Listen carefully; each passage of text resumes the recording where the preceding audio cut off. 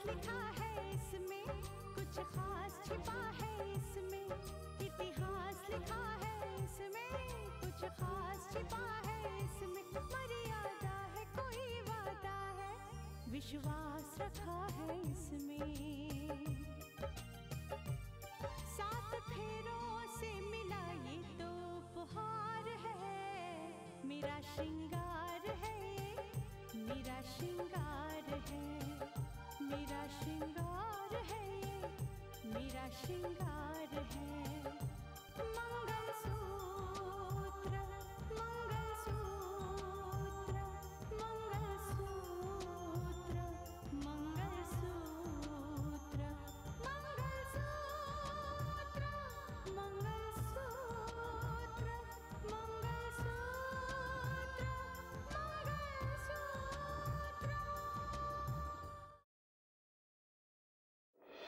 जिस दिन राकेश को मैं कानून के शिकंजे में लाऊंगी, उस दिन you're gone। देखो सुजाता, गुजरी हुई बातों को लेकर तुम अपनी बहू के साथ ऐसा बर्ताव क्यों कर रही हो? इस बात का ख्याल रहे कि जब तक मैं तुमसे न कहूं, तुम किसी को फोन नहीं करोगे, किसी से बात नहीं करोगे। मैं भी मानस को सदा दिलवा कर ही दम लूंगा। राकेश की तलाश में दर दर भटक रही रितिका ही राकेश को बेगुनाह साबित करेगी, उसकी रिहाई का जरिया बनेगी वो। पुरानी गलतफहमी तो दूर हो गई, अब आप नई गलतफहमी में डालकर हमें और धोखा नहीं दे सकती मोहतरमा कलेक्टर साहिबा। कल तक तो मैं आपका हर हुक्म मान रहा था क्योंकि आप मेरी सुपीरियर कलेक्टर हैं और मैं एसडीएम, और मुझे मानना भी चाहिए। और आपकी सारी बातें इसलिए सहन कर रहा था कि मुझे आपकी हकीकत का पता नहीं था। लेकिन आज आपका असली चेहरा मेरे सामने आ गया है मोहतरमा कलेक्टर साहिबा।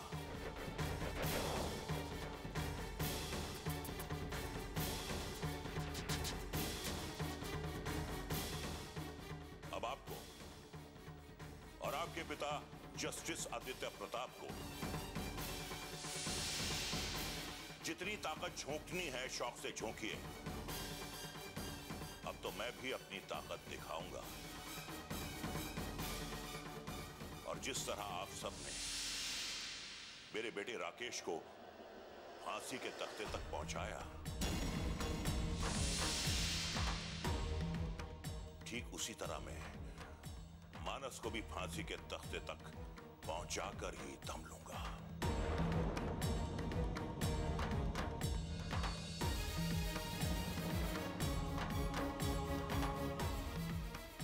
यही मेरा बदला होगा। और सच पूछिए तो ऐसे वक्त आते ही इसीलिए हैं कि गुजरे हुए वक्त का हिसाब किया जा सके और लोगों को उनके काले कर्मों का एहसास दिलाया जा सके। मोहतरमा कलेक्टर साहिबा, अब दोबारा इस घर का नंबर डायल करने की तकलीफ मत कीजिएगा, क्योंकि इस घर का हर शख्स आपकी चालों को अच्छी तरह समझ चुका है। मेरे ख्याल से मेरा इतना कहना आपके लिए काफी है।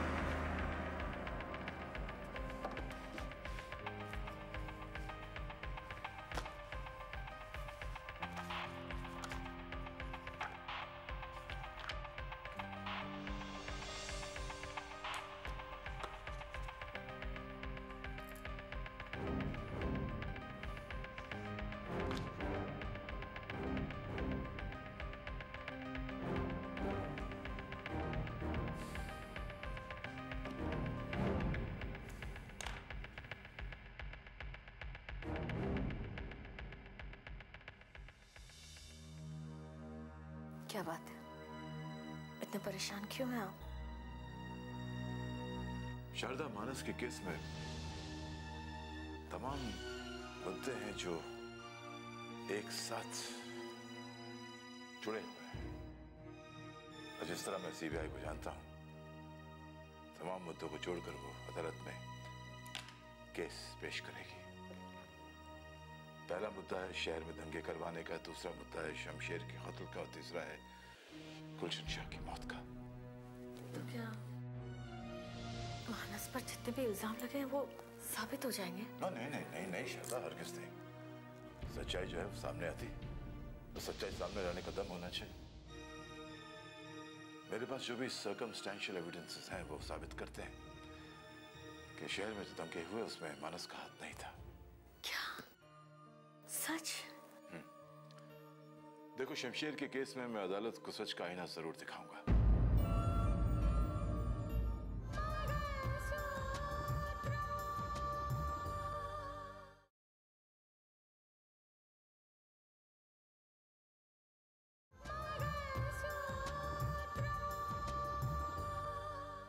कि शहर में जो दंगे हुए उसमें मानस का हाथ नहीं था।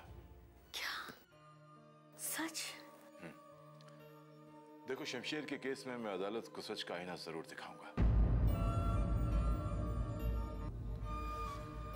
लेकिन गुलशन शाह का मामला अभी भी उलझा हुआ है। ऐसे कई सवाल हैं जिसका जवाब किसी के पास नहीं है, और उन सवालों का जवाब मिलना जरूरी है शारदा।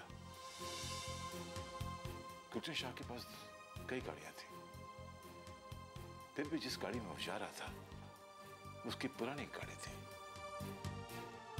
इस गाड़ी में ब्लास्ट हुआ।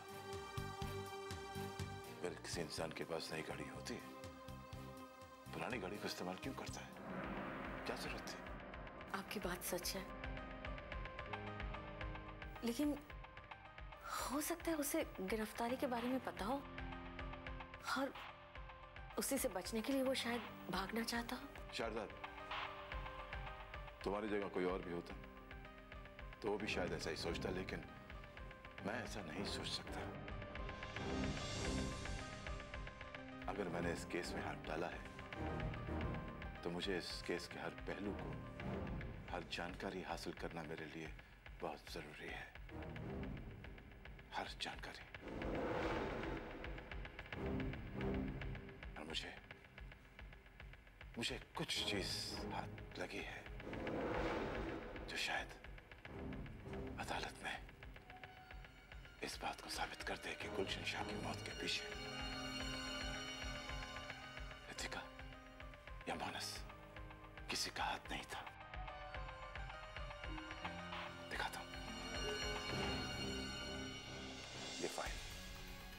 शायद इसमें कुछ ऐसी चीजें हैं जो मानस की बेगुनाही को साबित करेंगी। मेरी बात बहुत ध्यान से सुनना, और जो मैं कह रहा हूं उसे समझने की कोशिश करना। जिस गाड़ी में ब्लास्ट हुआ, उस गाड़ी में पुलिस को सिर्फ एक ही लाश मिली थी। लोग समझते हैं कि गुलशन शाह की लाश थी। नहीं, मैं नहीं मानता। पूछो क्यों? एक बॉडी हो ही नहीं सकती, क्योंकि अगर गुलशन शाह उस गाड़ी में था तो दूसरी बॉडी भी होनी जरूरी थी। पूछो किसकी? उसके ड्राइवर की बॉडी। अब पूछो क्यों? शारदा, गुलशन शाह को गाड़ी चलानी नहीं आती थी। क्या कह रहे हैं आप? सच कह रहा हूं शारदा। मैंने इन्वेस्टिगेट किया है और आरटीओ से खबर निकाली है कि गुलशन शाह का कोई ड्राइविंग लाइसेंस ही नहीं था। जिस इंसान का ड्राइविंग लाइसेंस नहीं होता वो गाड़ी नहीं चलाता। सिंपल।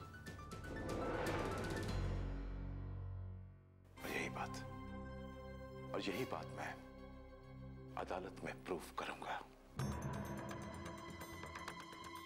सबसे बड़ी जीत होगी सच्चाई की, मानस की, और शायद मेरी। अब मुझे लगेगा कि मैंने अगर न्यायाधीश की कुर्सी छोड़ी है, जिस मकसद के लिए छोड़ी है, बस मेरा वो मकसद पूरा हो जाए, बस। नीलिमा, मैं समझता हूं कि राहुल ने रितिका के साथ शादी करने से जो इनकार किया, बिल्कुल ठीक किया। क्योंकि गुलशन शाह की मौत के बारे में जो इंक्वायरी चल रही है, जब उस इंक्वायरी की रिपोर्ट आएगी तो रितिका को इस दुनिया में कोई नहीं बचा पाएगा, कोई नहीं। आप छोड़िए ना उन सब बातों को। हमारे लिए तो एक ही मकसद है कि हम अपने राकेश को बचा सके, बस। अब राहुल आ रहा है तो वो भी यही सोचकर आ रहा होगा। हाँ नीलिमा, राहुल को हर बात बतानी होगी। उसे अब हर बात की जानकारी होनी चाहिए। सही करें। अरे राहुल!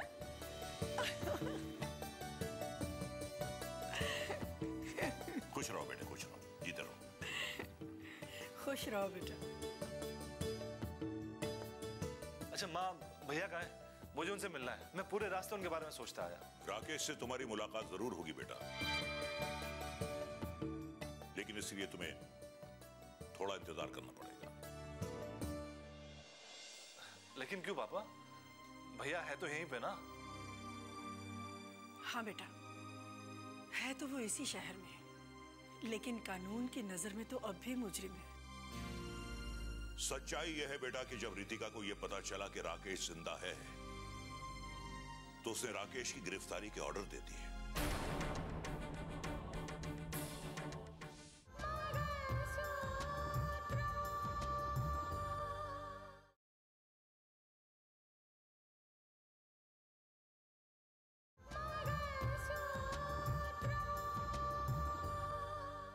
तो उसने राकेश की गिरफ्तारी के ऑर्डर दे दिए। क्या? बेटे, तुम्हें इस हकीकत का पता नहीं है। हम भी आज तक अंधेरे में थे कि राकेश को फंसाने में किसी और का नहीं बल्कि रितिका का हाथ है।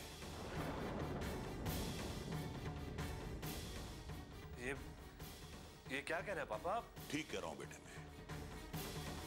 जब ये सच्चाई हमारे सामने आई थी ना, तो हमें भी इसी तरह का सदमा लगा था। परेशान होकर रह गए थे हम, लेकिन अब इस बात को कोई झुठला नहीं सकता, क्योंकि ये सच्चाई हमें तेरे भाई राकेश ने बताई। लेकिन पापा, हम तो ये समझते थे कि भैया को कानून के जाल में फंसाने के पीछे गुलशन शाह का हाथ था। मैं भी यही सोचती थी बेटा, लेकिन वो बात झूठ थी। गुलशन शाह के नाम का सहारा लेकर रितिका और मानस ने राकेश को फंसाया, और इससे पहले कि यह सच्चाई सामने आए, फिर दोनों ने मिलकर गुलशन शाह को ही अपने रास्ते से हटा दिया। सुनकर यकीन नहीं होता पापा कि वो ऐसी हो सकती है।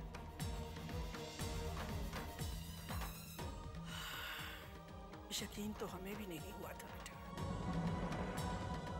लेकिन कुछ सच्चाइयां इंसान की सोच पर इतनी भारी पड़ती हैं कि वो सच्चाई सामने आने के बाद भी इंसान को यकीन नहीं होता। यही हालत मेरी भी थी। रितिका और मानस की साजिश में उलझकर गुलशन शाह को भी अपनी जान गंवानी पड़ी। उसे इस तरीके से मारा गया कि कोई सोच भी नहीं सकता। गुलशन शाह को जलाकर झुलसाकर इस तरह मारा गया कि उसकी लाश को उसके परिवार वाले, उसके बच्चे भी नहीं देख पाए।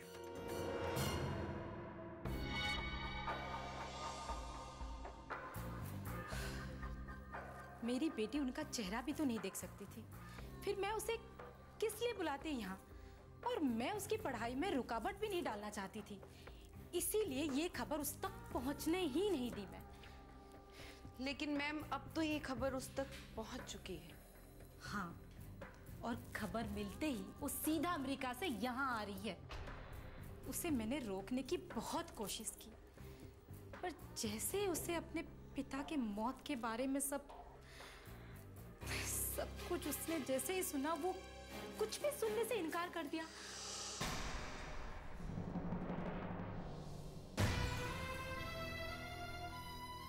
तुमने ड्राइवर तो भेज दिया है ना एयरपोर्ट? जी मैम, मैंने ड्राइवर को भेज दिया है और अब तक तो वो लोग आने वाले होंगे। माँ,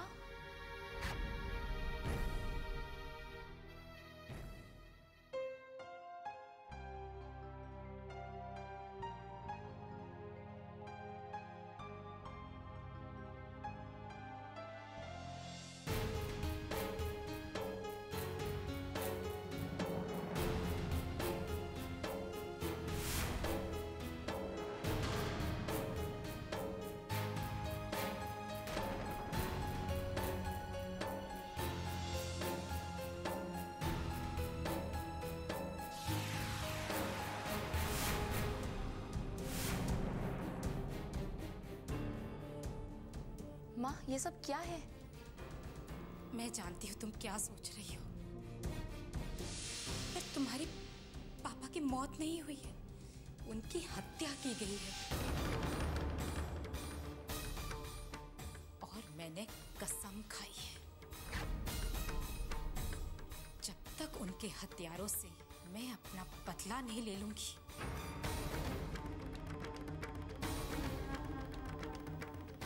ये मंगलसूत्र नहीं उतारूंगी अपने गले से।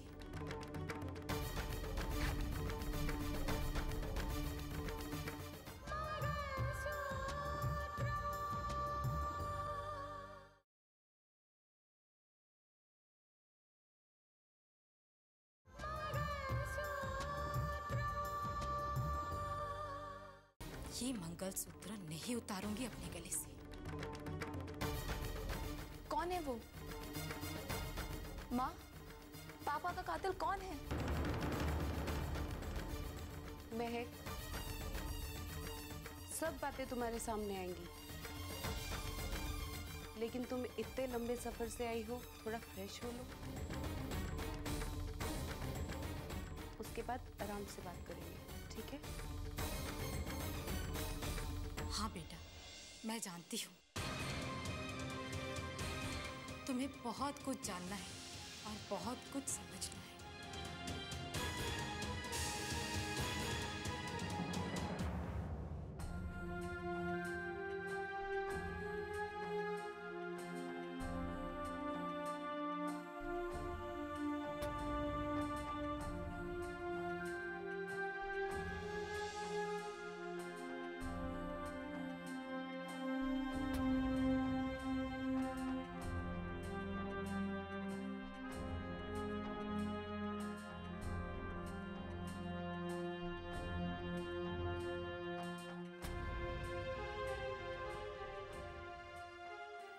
माँ, सबसे पहले तो मैं ये जानना चाहती हूँ कि पापा की हत्या के पीछे कौन लोग हैं?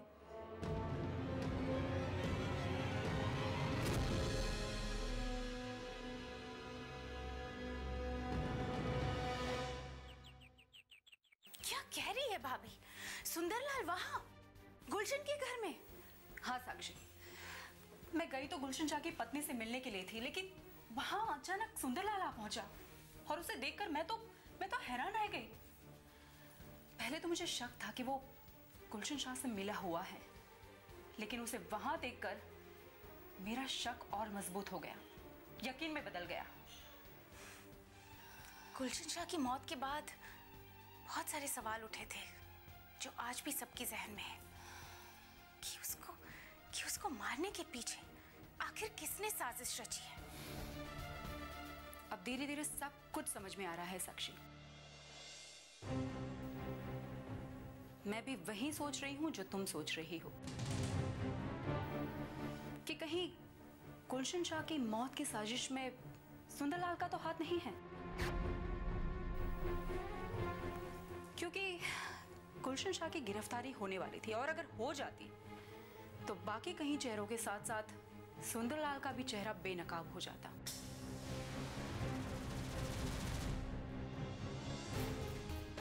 आप ठीक कह रही है भाभी।